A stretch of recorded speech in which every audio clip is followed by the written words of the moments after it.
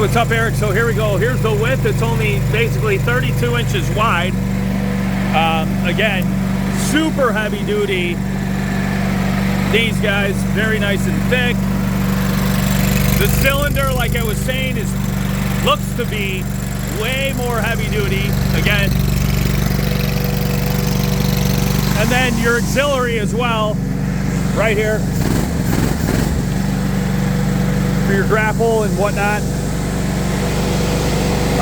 And like I said, we would simply take this guy, we would deliver it right to you. You got your horn, all your different attachments and whatnot, or auxiliary gauges, dual gauge, hydraulic.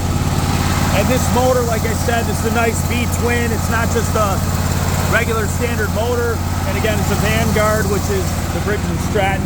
There's a huge difference between the regular Briggs & Stratton and then the V-twin Vanguard. So, like I said, these are nice and wide. Again, I don't know what type of tracks they have, but super heavy duty.